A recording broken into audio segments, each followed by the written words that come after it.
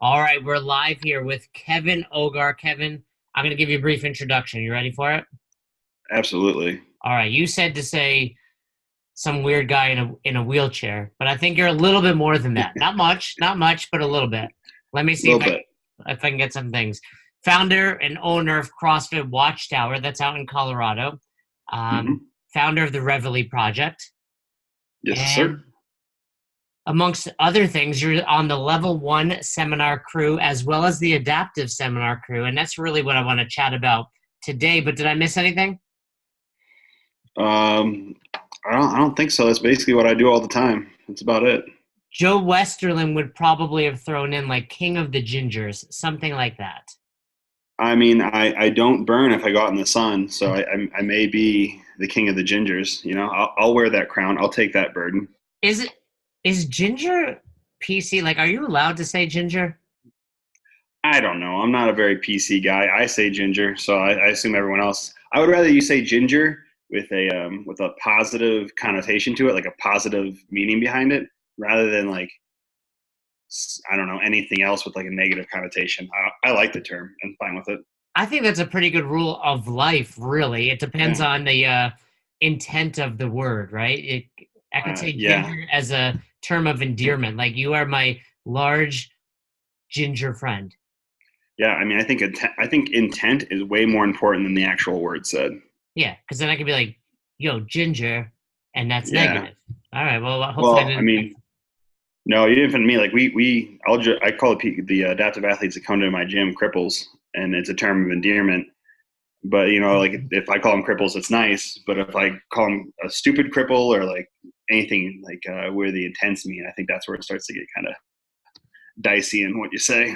Actually, let me ask you a question. Let me ask you a question. I was Yeah. having this, posted this on Facebook a couple weeks ago. I was talking with Roz about it. So let's talk about handicap things, right? So Yep. there's handicap parking spots. Yes, Okay. sir. I think any what do we go what able bodied is that the PC word for me? Yeah, that's what we. Yep, able-bodied. All right. You know, I would never park in a handicap parking spot. That's like against the rules. There's no debate. Don't do it. Correct? Yep. Is Yep, there ever sir. is there ever a time to do it? If you have someone who's with you who needs it, so like the main part of those spots isn't like I think most people think they're for convenience, and so we don't have to like walk or roll so far. But the main point of those spots is those little stripe lines. So I can't actually if I park in a regular spot, I can't get my wheelchair out of my car because I need the full opening of my door to actually get in and out. So if But someone parks too close to me, I'm stuck in my car, stuck out of my car. but that's not because of the wheelchair. That's because your back is too big. Correct?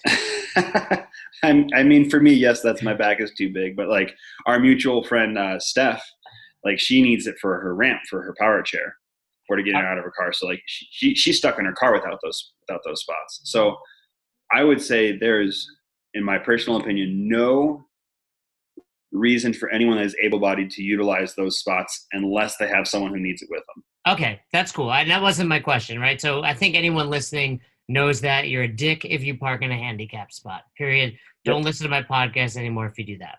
But the question became this. Here was my question. What about bathroom stalls? What's the rule there?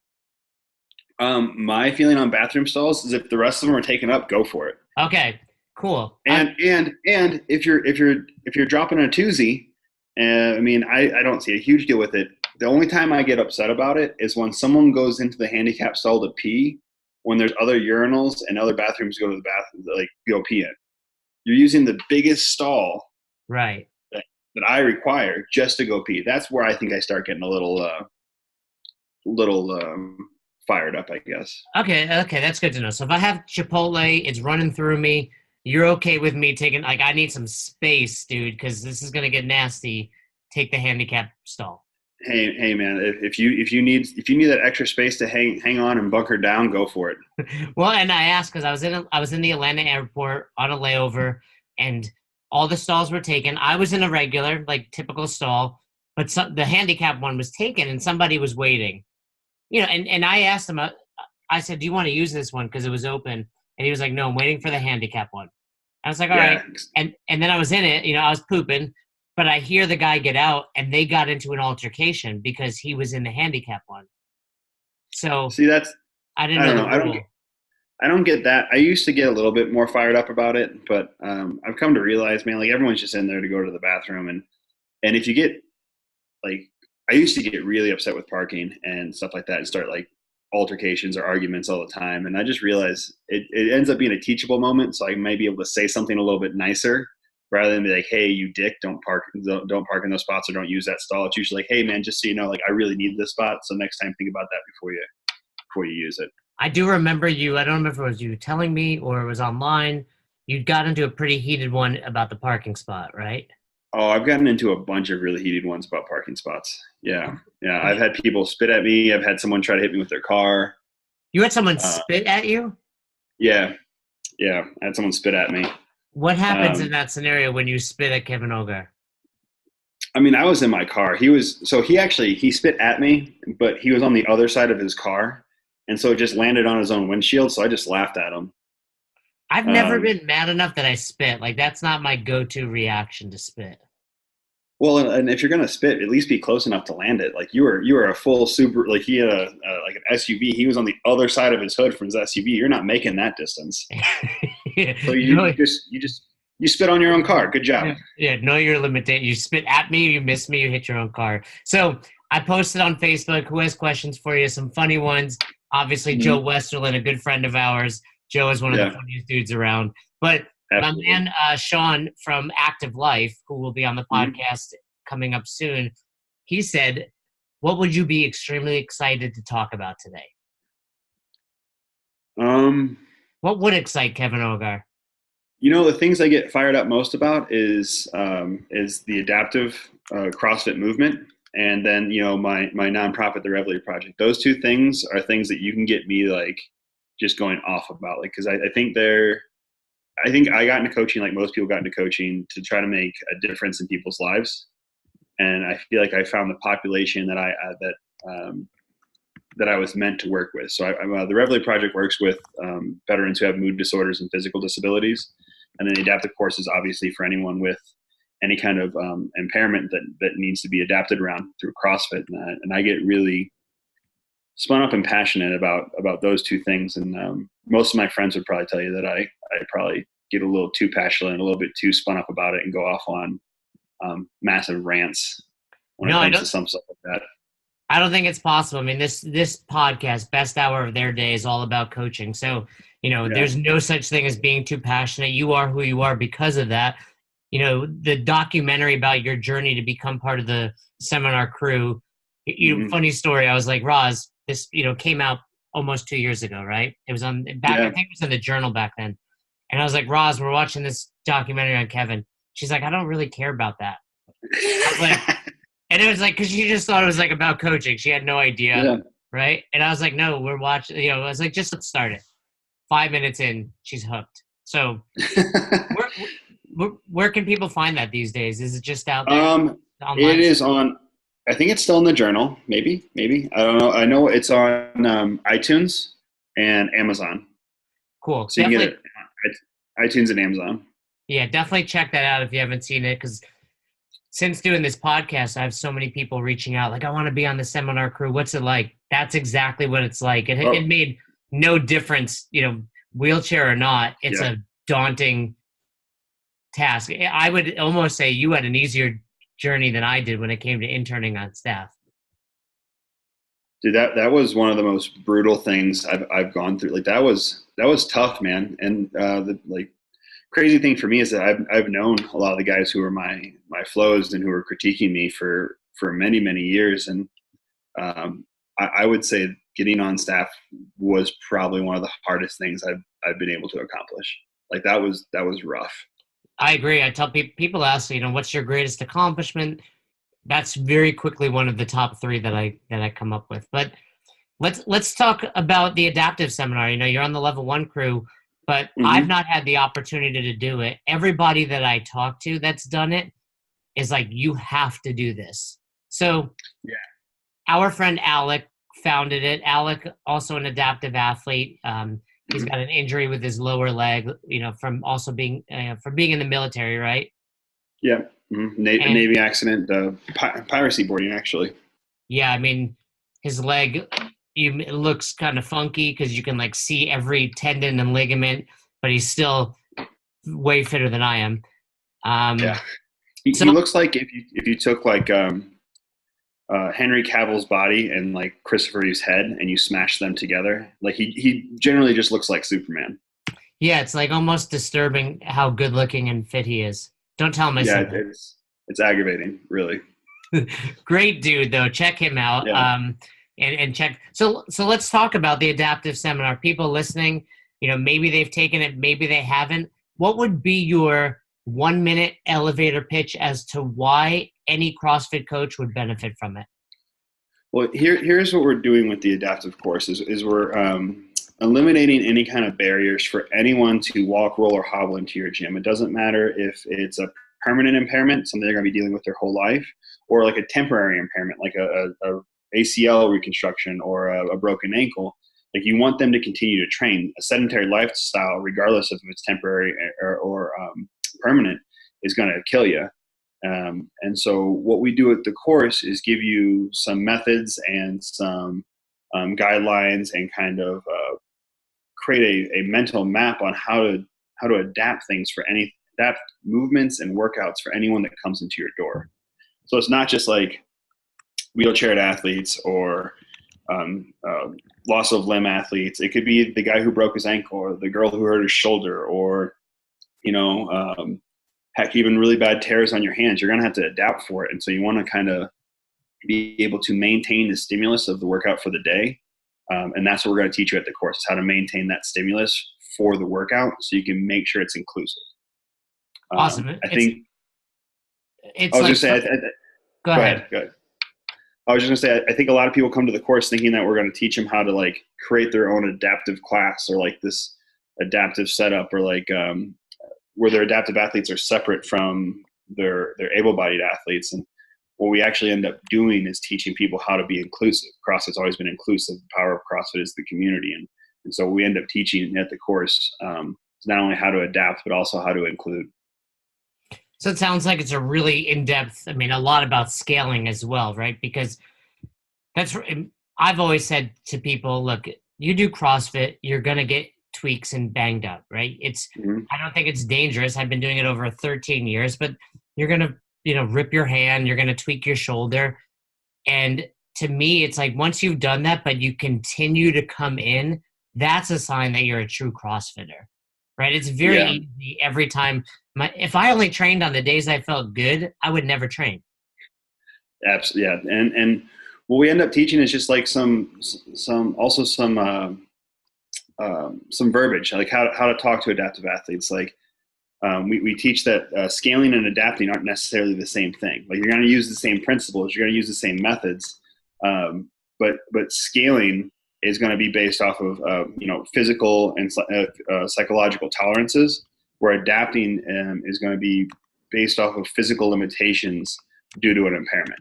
And so it's small little verbiage differences, but I think to an adaptive athlete that makes a huge difference, because for me, being a paraplegic, if I came in and always thought that no matter what I did, I was scaling, I mean, it would take a psychological toll on whether or not I wanted to be there. But if I'm just adapting and I get my own RX and I have a RX for the day and that kind of stuff, it makes it, that's where you start getting into the psychology of coaching, which is a fun little hop, skip, and a jump into what we do. That's really cool, because I was messing up, basically. I was calling it scaling when it's adapting. Yeah, and it's like I said, same principles, same methodologies. It just it changes how the athlete gets to see themselves, and it creates a more positive image in the athlete's mind to call it adapting than to always call them a scaled athlete. So we have like at my gym, we'll have like a seated RX for today's workout, or a neurological RX for today's workout, because we do have a lot of TBIs and CP athletes that come into the gym. And so we want to give them that goal that, like Coach used to always said, people will die for points on a whiteboard. We want to give them the chance to get those points. And always calling it scaling or never allowing them to have that RX kind of takes that chance away from them.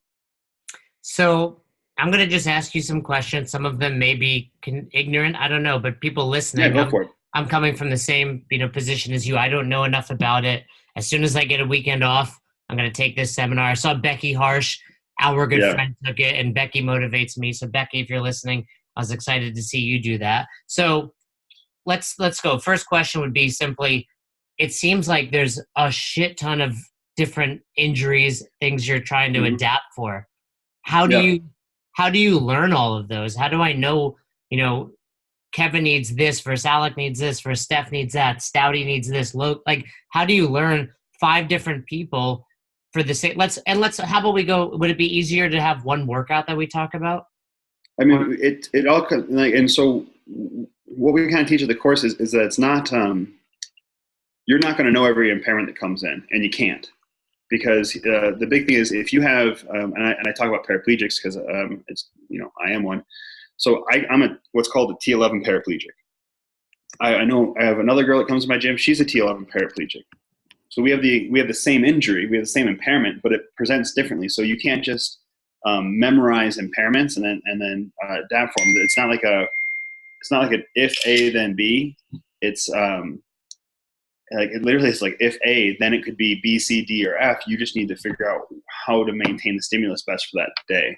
So one of the things I think was really cool about the course is that we actually start talking about how to like really get to know your athletes, understanding why you do certain things. You have to understand the why behind the workouts that you're doing, and once you do that, trying to adapt the workout becomes a little bit easier. So I mean, it's a simple, like we talk about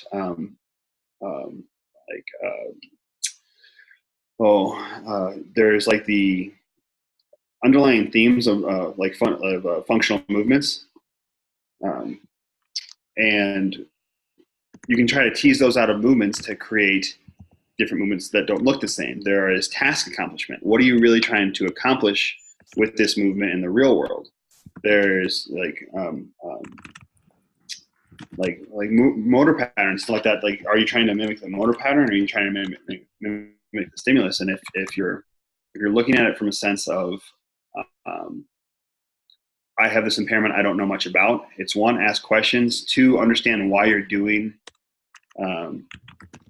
certain movements in the workout and what you're trying to get out of the workout, and then try to keep that as similar as possible. Well, I think one thing you really hit on is, for those listening and for me, it is sometimes hard to, I think we live in this like PC world and like we're worried about offending people, but it's more offensive probably. I should be asking this. Is it more offensive for a coach not to ask these questions than it is to like be like, I don't know what to say? No, just ask the questions. That's all you really got to do is ask the questions. Right. So if you stroll into my box and I've done that. I don't know if it's just because I don't have a filter or not, but I'll, somebody has wheeled in and I'll be like, what can you do? And I guess a great example was I was on the Watt on the Waves with our buddy Austin, and I was coaching a class with Pat Vellner.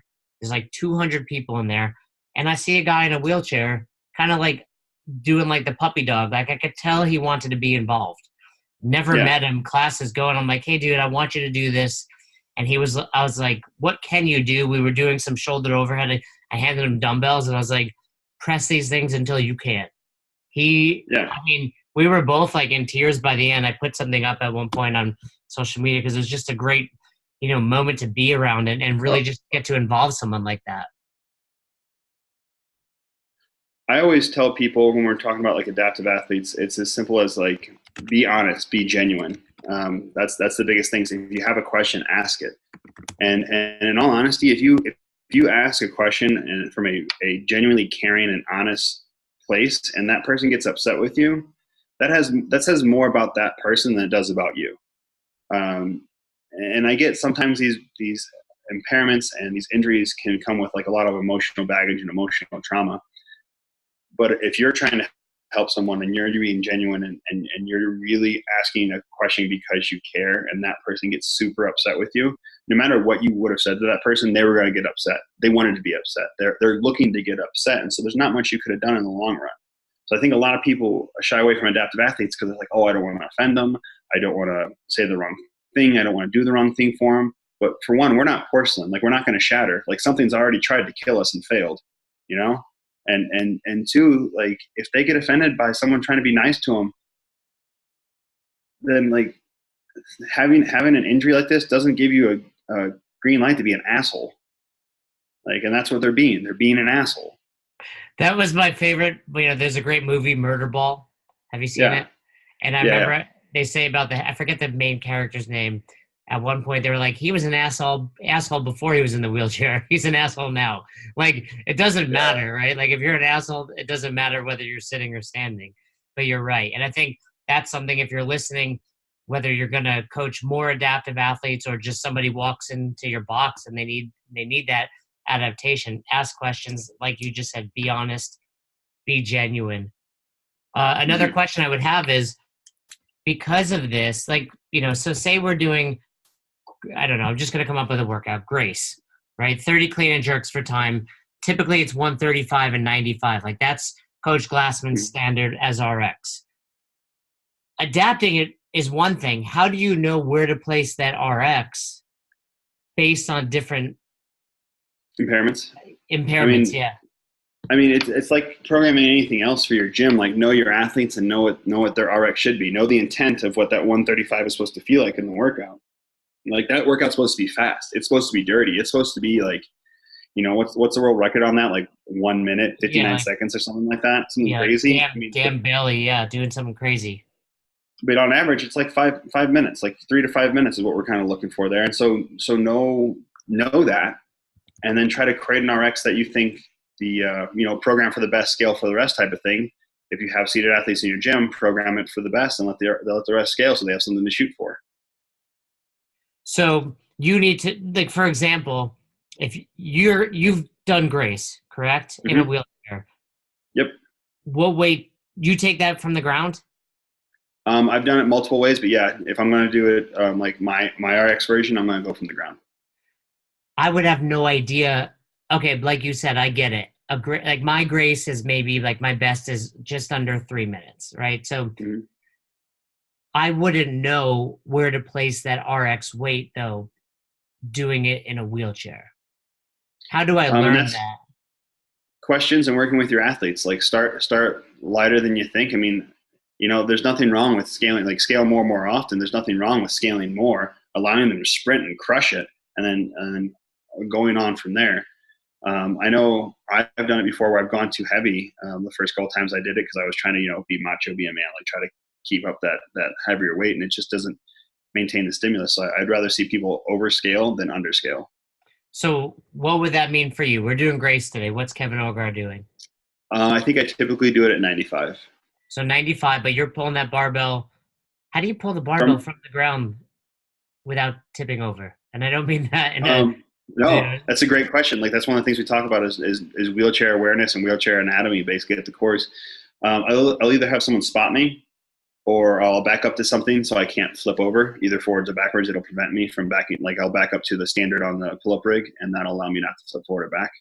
Right, because basically you need something to block the bottom of the chair so you can lean forward and pull that bar up, right? Yeah, and I'll usually use like a belt or a lat mat or something like that to like strap myself into my chair so I can't fall out of the chair.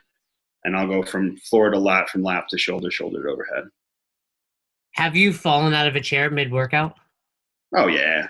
Is that really funny for everybody around? Like, I would probably laugh. I'm not going to lie. I'd be like, Kevin, get back. I hope you would. I hope you would. It's actually really funny. So, I mean, I laugh. Other people around me don't laugh so much. So, well, so what do you do in that? What am I supposed to help you back in the chair? No, like for me, no. I transfer just fine and dandy. Like I'm okay transferring from the floor to my chair by myself. But if I fell, but for others, like if they ask, help them. If they don't ask, let them struggle a little bit. I mean, I was just thinking about, like, if I fell and somebody reached out, put a hand up, I would grab it and be like, pull me up. So it's like and again, I hope people listening are not like, Jay's a dick. I'm truly, the reason I love Kevin is because you can ask him these things, as well as Steph, who's going to be on the podcast. Stouty and Logan are coming on the podcast. So, I think it's great to learn from people like you. What's been the coolest adapting you've done for someone? Like, can you think of a specific workout where you adapted and you were like, that was sweet? Um, I don't know. The ones that stick inside my head are the ones that like, I don't know if the workout was the sweetest thing or like just the reaction for the person was really cool. Like people thinking that they couldn't like go overhead or transfer from the floor or, you know, pick something up. It just, I don't know if there's one specific workout because I think I focus more on the person's reaction and how excited they are with things than I do with like any specific workout. I don't know because I think it's just become so commonplace for me to have these adaptive workouts. I think it'd be hard to pick just one Have you based gotten on just the workout of itself. have you gotten just really good at adapting workouts? Does that just come with like any coaching and no different than scaling? Like scaling, you just learn how to preserve the stimulus. Is adapting similar? Very very similar, and like the more you do it, the more like you have to pull from, the easier it is to think about things. The more you understand why you're doing certain stuff, and it just becomes a ton easier. At the average adaptive seminar, are there more people that are adaptive athletes or non-adaptive? Mostly coaches.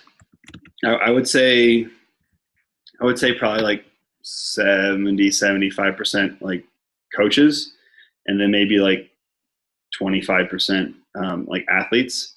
And there's a mixture of like permanently impaired, temporarily impaired, and like adaptive athletes. It's pretty good mix, but I think most of it, and this is what I love about the CrossFit community, is that it's mostly people who just want to help a population that they see that is underserved, and I think that really speaks to how awesome the CrossFit community is.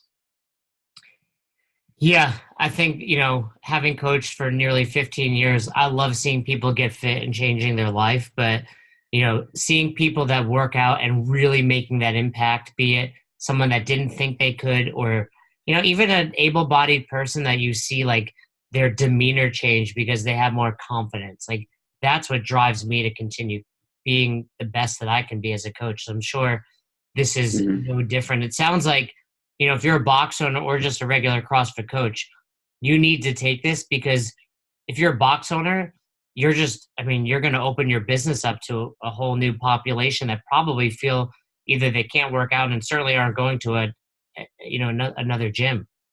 Mm-hmm. I mean, it is, and what we're seeing is this huge explosion of people and athletes who have been told time and time again in their lives, no, you can't do this, no, you can't do this, no, you can't do this. And what CrossFit's doing, what CrossFit has historically done for everyone is to say, yeah, like, yeah, you can. It may look different, it may be different, you may not be at this quote unquote elite level, but like you can do this stuff.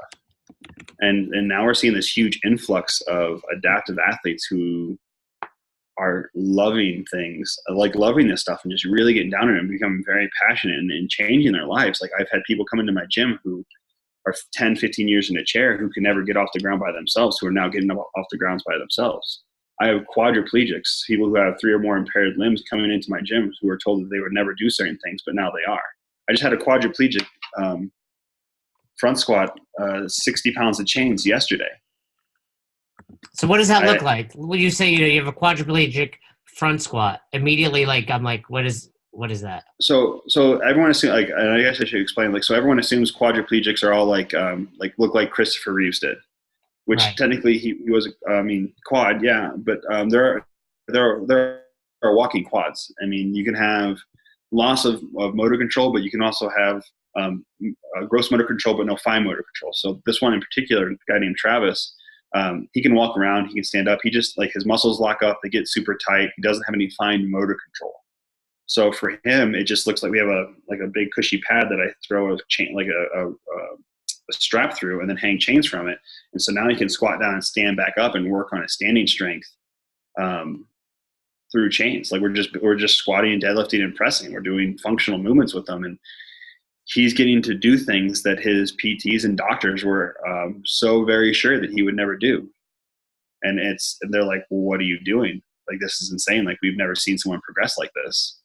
And we're like, yeah, because we're using functional movements. We're making them functional humans. The intent of movement matters. How far away do you think we are from doctors realizing they're wrong about it. I mean, I'm not here to bash doctors, right? But I'm saying, how far are we from like this impact of the adaptive push in CrossFit is like doctors are going to be like, go to CrossFit. I mean, I already have Craig Hospital sends people my way all the time. So So it's already starting to change. you're unique because that's the hospital you spent your time in, right? You went there, you live nearby, so they know you, they see it. But how do we get Craig Hospital to tell, a hospital in California to tell Washington to tell, Minnesota? Like how far away are we? You're closer to this than I am. I mean, I think it could happen now. I've seen a lot of people have it happening now. I know Alec works with the naval base and used to work with the naval base, naval hospital. Sorry, and so it even for me, all I had to do was find one person and train them, and then go talk to their PTs and talk to their doctors and show them what I'm doing and let them know I'm not trying to do this for the sake of just doing this. I really think this could improve their lives. And I have a conversation with them, and just as simply as like, hey, listen, like I'm going to train them this way because I think it's going to be good for them. You're the one that's tracking their health numbers. You let me know if their health numbers go in the wrong direction. I'll change what I'm doing. But this is really working. I think you should see it. And so I invite them into my gym. I let them watch. I let them ask questions. I tell them what I know. I tell them what I don't know. And then I think even more so, I ask them questions. Hey, how can I do this better? What should I be looking for? How can you help me with this? And once they learned that it was a relationship back and forth and not like a like I'm trying to prove that you're an idiot, they're way more receptive, because I think that's what it comes down to. I think creating a tactful situation, a tactful conversation is very important. And I think with us CrossFitters, we're this fringe movement where these we're not mainstream. Sometimes we forget that we can use the mainstream to our benefit and really, really reach out and talk to these guys in a tactful manner where we're not just trying to beat them down and show that they're idiots. It's funny. It sounds just like what you were saying earlier. It's like if you're honest and genuine with people, you'll get good responses. Yeah. Be patient, be honest, be genuine. That's like those three things that get you really far away in life. Yeah, it turns out not being an asshole is a good way to go about life. I mean, I think some people would still call me an asshole, but they would call me a genuine one. I like that. This day though, are you finding more adaptive athletes are doing CrossFit for the first time, like post injury, or are they versus, someone like you that was already doing CrossFit?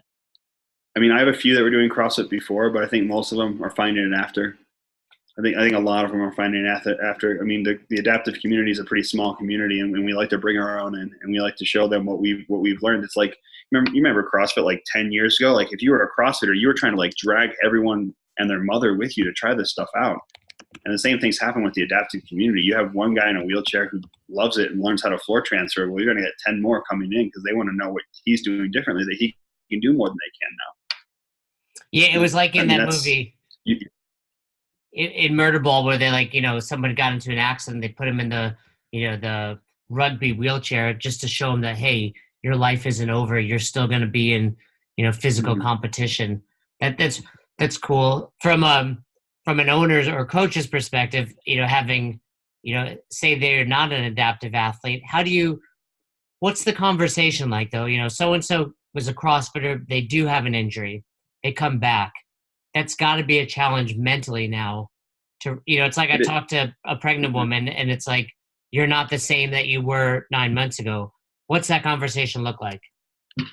I think it ends up. I mean, this is coming from me. Like this is what I kind of went through. Like I went from being a regional competitor and pretty good at this stuff to like not being able to squat, not knowing how to deadlift, not knowing if I was going to be able to do Fran or Grace or something like that again. And like mentally it was hard, and I had to shift my mindset of why I was doing what I was doing. And I will liken it a lot to what CrossFit is doing right now between the games and everything else. Like you have to shift it from you have to shift your mindset from like, I'm going to be the most elite athlete and like the biggest badass in the room. Like I am doing this so I can function in the real world. I'm what I'm doing in CrossFit is here so that what matters in the real world becomes easy to me. So I am stronger from CrossFit, which allows me to transfer easier, which means that I don't have to worry about getting in and out of my car. I don't have to worry about getting in and out of my bed. I don't have to worry about getting on and off the toilet. Like these are things that like become high priority for adaptive athletes, especially paraplegics. And I think the conversation becomes like, you got to know that, why are you doing this? Are you doing this because this is what you used to do? Or are you doing this because you know this is going to improve your life?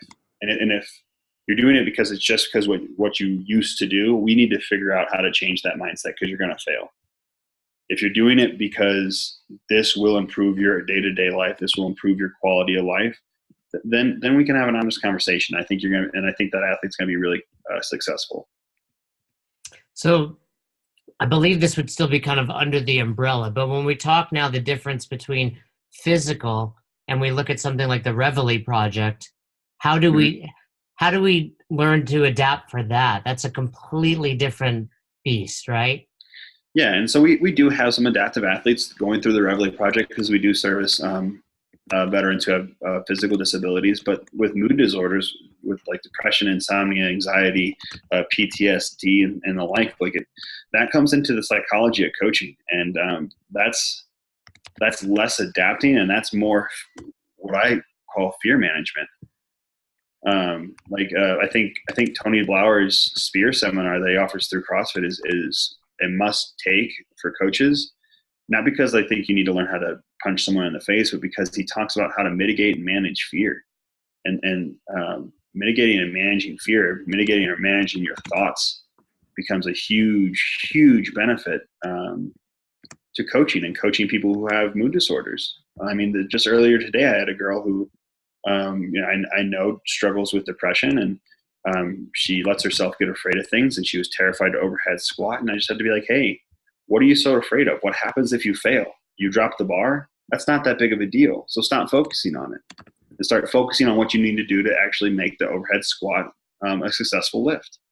And she went from not being able to overhead squat 55 pounds to doing it 15 times in the workout, just from like repurposing the way her brain is looking at it. And I think that's what ends up being the biggest thing for a lot of these mood disorder veterans, that and the community. That's the biggest part, I think. Well, I have two questions about that. One, do you think as a coach, being an adaptive athlete, you're given more leeway there? In other words, you're coaching this woman who has a mood disorder. Jay, myself, I walk up to her. Does she like, you have no idea what I'm going through, versus Kevin, and she's like, okay, he's an adaptive athlete. He might understand me a bit better. Well, I don't think so, and the reason why is because I'm not actually bringing up the whole I'm not talking about their mood disorder. I'm just talking about what they're thinking about, and that's just knowing your athletes. Like, I mean, you've been coaching for a while. You can look at an athlete and tell that they're overthinking. You can look at an athlete and tell that they're afraid of a movement. You can look at an athlete and tell that they're hesitant. And when you see that, that's when you jump in and address those things. You don't even have to talk about like depression or insomnia or PTSD or anxiety. You talk about the movements, and you talk about what they're thinking about, and you'll have athletes doing way better. Like, you'll have athletes break down and cry because you just had a breakthrough in their real life just because you fixed their overhead squat. And it's the psychology of coaching. I think and I think the psychology of coaching is more or less just the psychology of fear management and fear mitigation. Yeah, and so you're saying that doesn't change regardless if you're able-bodied, adaptive, mood disorder. Mm-hmm. You just need to learn how to deal with people. So someone listening, what are your tips for that? That's hard. I mean, I tell people that all the time. Yeah. It's like coaching one person after you're level 2, then jumping into that group. That's a different beast, right? So what are some of your tips and tricks to develop as a coach from that perspective now, not just looking at movement, but being able to get into someone's psyche and understand where they're coming from? I think the biggest tip I could have, and I don't know if you can even teach this, you have to care. I mean, if you care about people and you care, I liken it to this, like if you're dating someone, even if you should know at least, if they're in a bad mood, you recognize it. You learn to read their body language. You learn to read their facial expressions. You should know your athletes like that. And I think that comes from A, getting comfortable as a coach and cueing, but B, also just caring about the people that walk into your door. You're not coaching to show that you're the best coach or have the most cues or have the proverbial biggest dick in the room. You're there because you care about the people who come into your gym. I think that's, I don't know if you can teach that. I think that's something that, like, if you come into coaching, you kind of have to have. And I think the part of recognizing people's body language and fears and emotions comes with practice, but the care has to be there initially. I can teach anyone the textbook of the level one. The textbook of the level one is so awesome and so great and teach you a lot of things, and you can memorize the living shit out of it and still be a horrible coach. Yeah, I've said it on numerous podcasts so far. It's like, I can teach anyone how to coach the squat. I can't teach you how to care or not be an asshole. That's it. I mean, that's the bottom line. Where is this going? What's the goal with the, whether it's the Revellie Project, and I do want to ask how people can support that, but where's the adaptive community going in CrossFit? I think a lot of people are pushing the adaptive community to go towards competition. I'm not really. I love it. I love competition. I'm a competitive person. To be kind of frank, like, it's cool, it's awesome, and it's great. I care less about that. Not that I don't care about it. I care less about that than I care about the community that it brings. It's awesome to compete, but what's really cool about the competitions that we've been putting on and we've been seeing is that now you have this group of people who have this shared image of themselves of not broken. We're not broken, and it's a shared image, and then now you're finding other people who can foster that. And what I really truly believe is going to happen is that what I want to happen, what I hope happens, what I believe will happen is that adaptive athletes will become so commonplace that there will be no longer a need for me to have the adaptive seminar running. It'll just become, I want to put myself out of business. Yeah, that's what I was going to say. You want to put yourself out of business, right? And you think about it, to some extent, you don't need it, right? And I think we do, but it's like the level one itself is so good. But I like what you said earlier, and I hope people take that. It's like there's a difference between scaling and adapting, and that's not happening at the level one just yet. We scale for injury every day. We scale for fitness levels, but I do see where you're going. I think we'll always need one because people like me need to learn. But I get what you're saying with that. Oh, the goal being we don't need it because it's just so commonplace. I love it. I think that would be the best. If somebody wants to get out into their community, how can they go about that? How can I let adaptive people know in Naples they can come to CrossFit? I mean, what we teach at the seminar, I think, is the best way, and it comes from an article that I read from Coach called "Scaling Professional Training." Is that you just find one. You find one adaptive athlete. The first adaptive athlete that came in my gym, I was like, I'm training you for free. I'm figuring this out as much as you are. When we figure it out and you want to continue on with this, like, I'll train you free for a month, and then after that we'll figure out our pricing, but I just want to train. And I trained him, and he brought my second, and I trained both of those guys, and they brought my third, but I made sure when they came in, they got 100% of my attention at all times, and made sure that they knew that, like, they were mine. I cared about them, basically.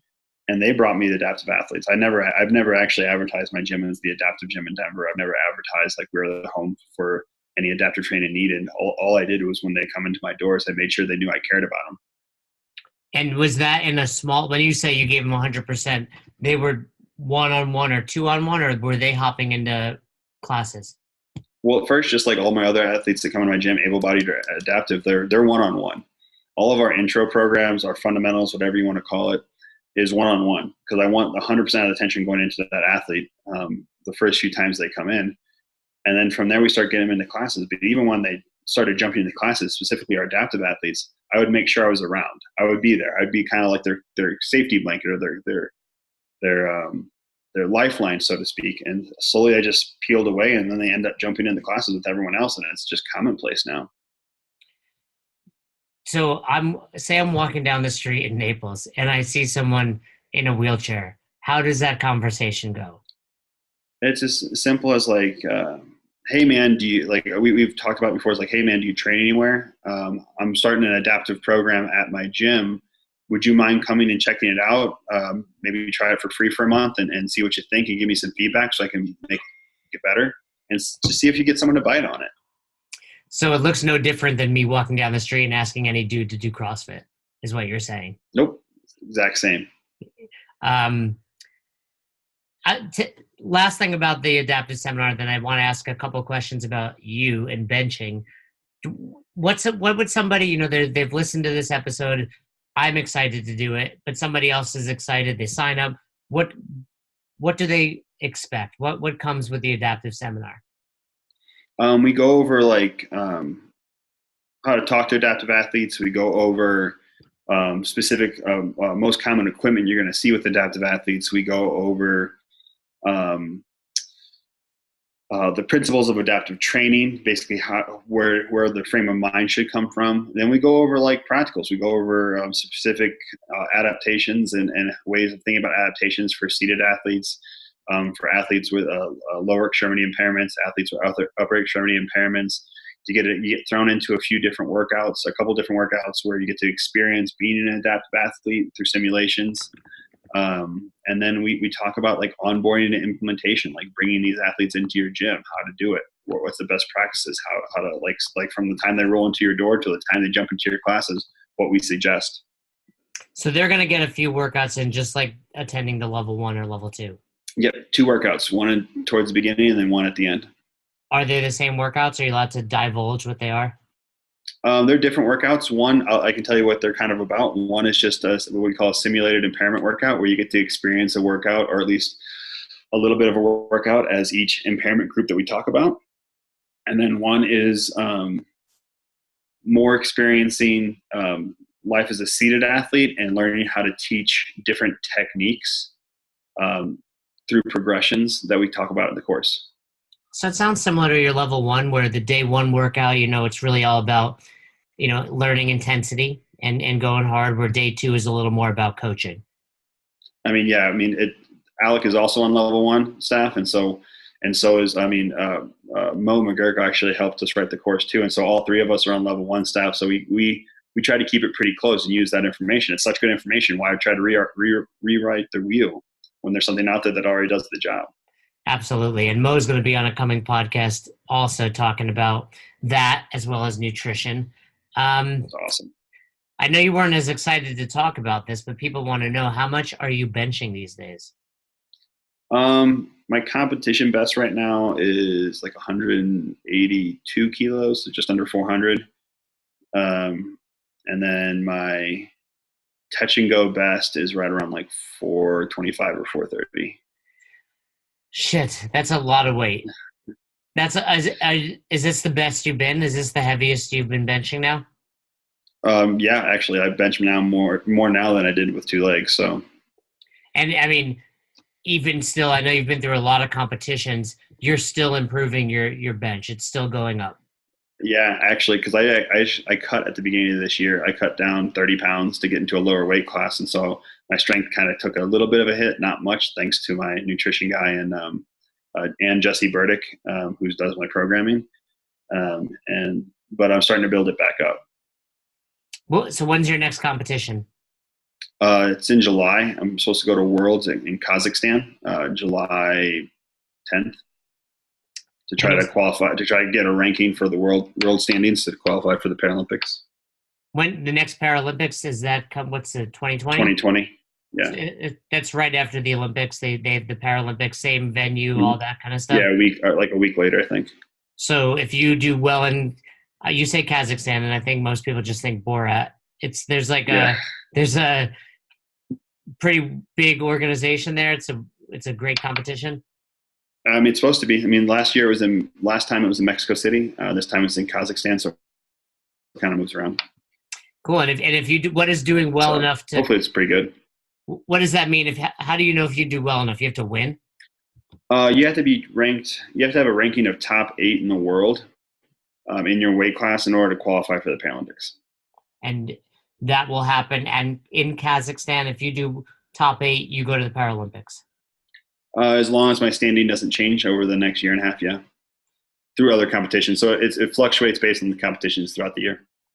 Is that your goal? Is that your focus right now when it comes to fitness? I'm doing it because I love it, and I think it's something I can be good at. I guess I should say my focus with my fitness is more or less longevity. I'm not going to sacrifice my longevity and my health to do it, to make the Paralympics, but I want to see how close I can come while still focusing on health and longevity. Is it strange for you to have kind of been put in this position of being the spokesperson for CrossFit and adaptive athletes? Yeah, it's really strange for me. You can talk to most people who know me on a personal level. I'm not a center stage kind of guy. I would much rather be behind the scenes. And I've always said that the day that I can kind of fade into the background and let other people take the lead, I'd be very happy to do so. But I understand why I'm doing it now. So it's very strange for me. It's not a role I ever saw myself being in. But I'm happy to do it as long as it's helping people. That sounds like something Kevin Ogar would say. Let's let me give you the questions I like to ask most people on the show. What's one book you'd recommend that every listener read? One book every listener should read. One book every listener should read. You're talking to a huge nerd. I think if you're serious about fitness and nutrition, I think you need to get your hands on either some kind of an anatomy textbook or a biochemistry book. I mean, those are the basis of everything we do. And if you don't understand them, you don't understand what you're coaching. What about you? What kind of books do you enjoy?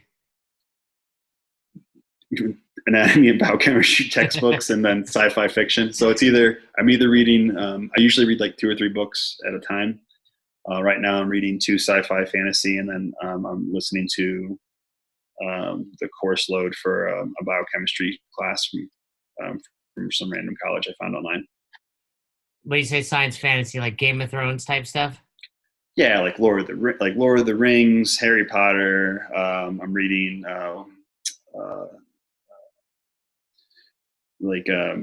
Robert Jordan is a great writer.